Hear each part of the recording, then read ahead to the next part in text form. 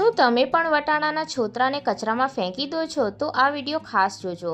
જય શ્રી કૃષ્ણ મિત્રો, આજના વિડીયોમાં આપણે જોવાના છીએ રોજિંદા જીવનમાં કામ આવે એવી ખૂબ જ ઉપયોગી કિચન ટિપ્સ। તો વિડીયોને સ્કીપ કર્યા વગર જોજો અને પસંદ આવે તો લાઇક કરી દેજો। સૌથી પહેલી ટીપ જોઈએ। અત્યારે મોસંબીની સિઝન ચાલી રહી છે તો માર્કેટમાં સારી એવી મોસંબી વેચાતી હોય છે, પરંતુ આપણે જ્યારે માર્કેટમાંથી મોસંબી ખરીદીને લાવીએ અને આપણે આ રીતના એને કટ કરીએ તો એમાં ખૂબ જ વધારે સમય લાગે છે અને જો આપણે એ છોતરાનો યુઝ કરવો હોય તો પણ આપણે ના કરી શકીએ। તો જો એના માટે શું કરવાનું છે કે આપણે જે મોસંબી છે એને આ રીતના વચ્ચેથી કટ કરવાની છે। પહેલાં તો ચાકુની મદદથી આપણે એકદમ સેન્ટરમાં કટ લગાવી લઈશું અને ત્યારબાદ તમારે શું કરવાનું છે કે જે મોસંબી છે એને તમારે આ રીતના ઉપરની સાઈડ પર પ્રેસ કરવાની છે। આ ટ્રીકથી આસાનીથી આપણે જે ઓરેન્જ છે એના છિલકાને અલગ કરી શકાય છે। તેમજ આના જે છિલકા છે એને આપણે તડકામાં સૂકવી અને એનો પાવડર બનાવી અને એનું ફેસ પેક પણ બનાવી શકાય છે, ખૂબ જ ઉપયોગી હોય છે। તો જો એકદમ ઓછા સમયમાં આપણે એના છિલકા છે એને કાઢી શકાય છે અને આસાનીથી જેટલા પણ એના ભાગ હશે એ બધા અલગ થઈ જશે। ત્યારબાદ જોઈએ નેક્સ્ટ આઈડિયા। ઘણી વખત આપણને ફ્રૂટ સાથે આવી બેગ મળી જતી હોય છે। ઘણી વખત આપણે કોઈ ઓનલાઈન શોપિંગ કરીએ જેમ કે શાકભાજીની, તો એની સાથે પણ આપણને આવી નેટ બેગ મળતી હોય છે। તો આનો આજે આપણે ખૂબ જ ઉપયોગી આઈડિયા જોઈશું। તો અહીંયા શું કરવાનું છે કે મેં 2 થી 3 નેટ બેગ હતી એ બધી જ લઈ લીધી છે અને એક ઉપર એક આપણે આ રીતના રાખી દઈશું અને એકદમ સારી રીતના એને ખોલી લેવાની છે। તો જો અહીંયા મેં 3 નેટ બેગનો યુઝ કર્યો છે। ત્યારબાદ શું કરવાનું છે કે આપણે એને ફોલ્ડ કરતું જવાનું છે આ રીતના અને જે એક્સ્ટ્રા પાર્ટ છે એને આપણે કાતરની મદદથી કટ કરી લઈશું। ફ્રેન્ડ્સ, તમે તમારા ઘરમાં આવી નેટ બેગનો શું ઉપયોગ કરો છો એ મને કોમેન્ટ કરીને જરૂરથી જણાવજો। ત્યારબાદ આપણે ફરીથી એકવાર એને ફોલ્ડ કરી લઈએ અને ત્યારબાદ આપણે લઈ લેવાની છે એક આ રીતની નેટ બેગ જે આપણે શાકભાજી ભરવા માટે યુઝ કરતા હોઈએ। ઘણી વખત એની ચેન ખરાબ થઈ ગઈ હોય અથવા તો ખરાબ થાય તો આપણે એને ફેંકી દઈએ તો એનો આપણે યુઝ કરી શકાય છે। તો જો એનો જે ચેનવાળો ભાગ હતો ઉપરનો એને મેં કાતરથી કટ કરી લીધો છે અને ત્યારબાદ આપણે આ નેટ બેગની અંદર આને મૂકી દેવાનું છે અને વચ્ચેથી આપણે એને ફરીથી એકવાર ફોલ્ડ કરીશું આ રીતે અને ત્યારબાદ આપણે શું કરવાનું છે કે નેટ બેગને પણ ઉપરથી એક વખત ફોલ્ડ કરી લેવાનું છે જેમ તમને વિડીયોમાં દેખાતું હશે અને જે એક્સ્ટ્રા નેટ બેગ છે એને આપણે કાતરની મદદથી કટ કરી લેવાની છે। ત્યારબાદ આપણે લઈ લેવાનો છે સોય અને દોરો અને સોય અને દોરાની મદદથી મોટા મોટા ટાંકા લઈ લેવાના છે જેથી એ સિક્યોર થઈ જાય અને ખુલે નહીં।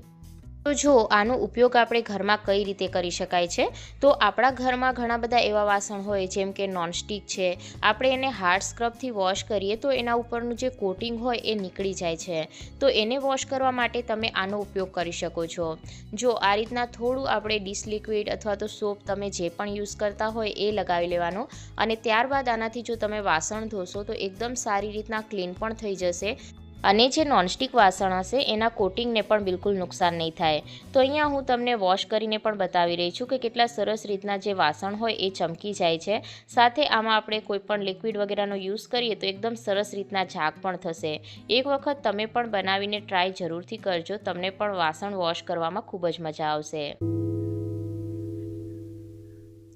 ત્યારબાદ જોઈએ નેક્સ્ટ આઈડિયા।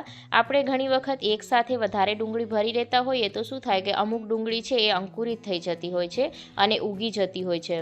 તો લાંબા સમય સુધી ડુંગળી ખરાબ ના થાય એના માટેની એક ટ્રીક જોઈએ, પરંતુ જે અંકુરિત થાય છે એનું કારણ શું છે, તો એના ઉપર જે તમે આ જળ જોઈ રહ્યા છો એના લીધે ડુંગળી છે જલ્દી અંકુરિત થઈ જાય છે। તો તમે આ રીતના ચાકુની મદદથી એની જળ છે એને હટાવી શકો છો અથવા તો ગેસને ચાલુ કરી અને એના ઉપર પણ ડુંગળીને તમે થોડી વાર માટે મૂકશો તો એની જે જળ હશે એ બધી બળી જશે। તો આ રીતના આપણે ડુંગળીને થોડી ઉપરથી પકડી લેવાની છે અને ફક્ત 2 થી 3 સેકન્ડ જેવું જ આપણે રાખીશું તો ઉપરની જે જળ છે એ બધી બળી જશે। આ રીતના જે ડુંગળી છે લાંબા સમય સુધી ખરાબ બિલકુલ પણ નહીં થાય। ત્યારબાદ જોઈએ નેક્સ્ટ આઈડિયા। અત્યારે વટાણાની સિઝન ચાલી રહી છે તો આપણે ભરપૂર પ્રમાણમાં વટાણા ખરીદીને લાવતા હોઈએ છીએ, પરંતુ જે વટાણાના છોતરા હોય એને આપણે ફેંકી દઈએ છીએ।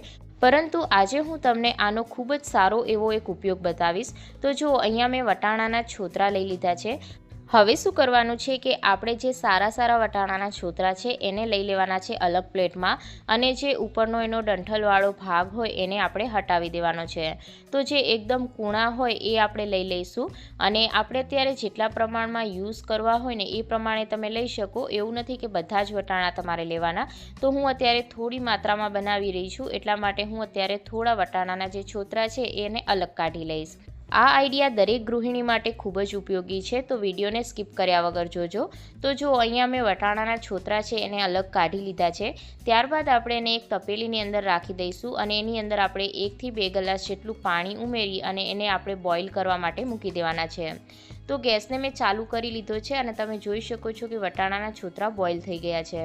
તો આ રીતના બફાઈ જાય ત્યારબાદ આપણે એક મિક્સર જારની અંદર એને ઉમેરી દેવાના છે, અને ત્યારબાદ અંદર થોડું આપણે પાણી ઉમેરીશું, 3 થી 4 ચમચી જેટલું, અને બંધ કરી અને આને પીસી લેવાનું છે. તો ધ્યાન રાખવાનું કે વટાણાના જે છોતરા છે ઠંડા થઈ જાય ત્યારબાદ જ આપણે પીસવાના છે. તો જો આ રીતના આપણે એને પીસી અને પેસ્ટ બનાવી લઈશું.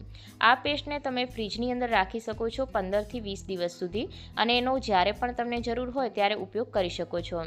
તો જો આ પેસ્ટને મેં ગળણીની મદદથી ગાળી અને અલગ વાટકીમાં લઈ લીધી છે.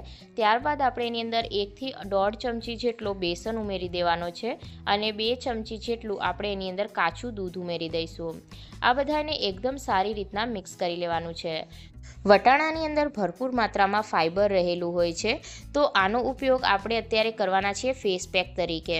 તો જો અહીંયા હું અત્યારે મારા હાથ પર ફેસ પેકને લગાવી રહી છું. તમે આને તમારા ફેસ ઉપર લગાવી શકો છો, ગરદન પર લગાવી શકો છો. તો વટાણાની અંદર જે ફાઇબર રહેલું હોય છે એ આપણી સ્કિનને હાઇડ્રેટ કરે છે, સાથે જ આપણી સ્કિનમાં જે પણ ડલનેસ હોય કે પછી જે આપણે પાણી શરીરમાં ઓછું હોય તો સ્કિન આપણી ડ્રાય થઈ જતી હોય છે.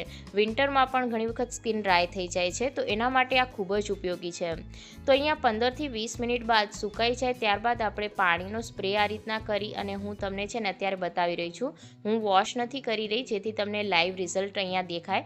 તો જો આ રીતના હું કપડાની મદદથી એને સાફ કરી રહી છું.